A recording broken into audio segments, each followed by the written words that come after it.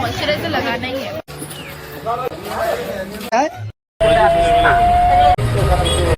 Eid blog part 2 নিয়ে চলে এলাম আমি। আমার কথা মতো লাস্ট ঈদ ব্লগ পার্ট 1 আমি এখানেই শেষ করেছিলাম।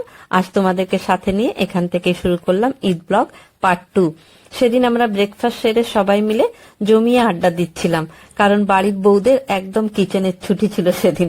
রান্না বান্না বাবুর্চি করছিল বাইরে, তাই নিশ্চিন্তে আমরা জমিয়ে আড্ডা দিচ্ছিলাম। ঠিক আড্ডা বেশ জমেই উঠেছিল, আর সেই সময় ভাই এসে বলে, সবাই চলো লাঞ্চ রেডি।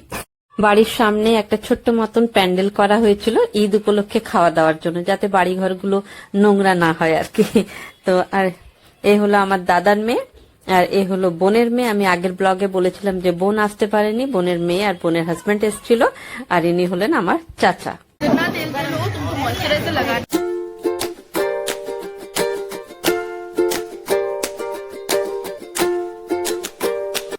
এই যে সবাই এক এক করে বসে পড়েছিলাম লাঞ্চে, আর লাঞ্চে ছিল বিরিয়ানি।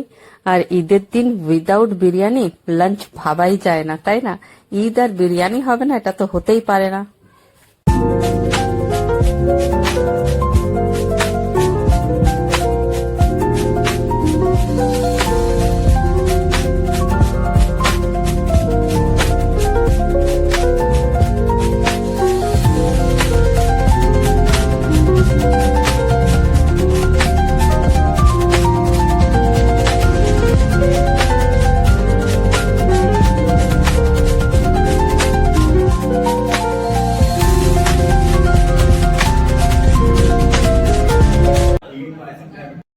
ঈদের দিন বিকেলে প্রচুর ঝড় বৃষ্টি হওয়ায় আর প্যান্ডেলে খাওয়া যায়নি, তাই রাতের ডিনারটা রুমেই করতে হলো।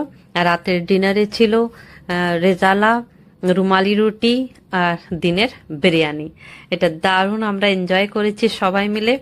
আর এই যে খাওয়া দাওয়ার পরে বাচ্চাগুলোকে দেখতেই পাচ্ছ, এখন ফুর্তিতে রয়েছে একদম। সবার সাথে ঈদ এনজয় করে আমরা পরের দিন চলে গেছিলাম বোনের বাড়ি। তো যেহেতু বোনের পা ভেঙে গেছে, ও আসতে পারেনি, ওকে দেখে আমরা সোজা ওখান থেকে বেরিয়ে পড়েছিলাম কলকাতার উদ্দেশ্যে। আর বোনের বাড়িতে গিয়ে ওই 1 ঘন্টার মতন ছিলাম, তাই কোনো ভিডিও করা হয়নি। আর কলকাতা আস্তে আস্তে মাঝপথে একটু চা খাওয়া।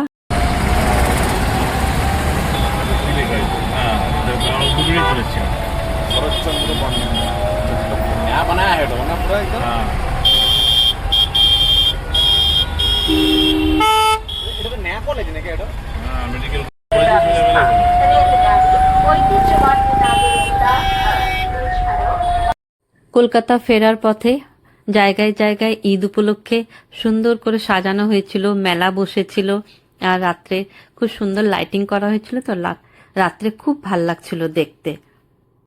আজকের ভিডিও এখানেই শেষ করছি। নেক্সট ভিডিওতে আবার তোমাদের সঙ্গে খুব তাড়াতাড়ি দেখা হবে ইনশাল্লাহ। ততক্ষণ তোমরা সবাই খুব খুব ভালো থেকো, সবাইকে ভালো রেখো।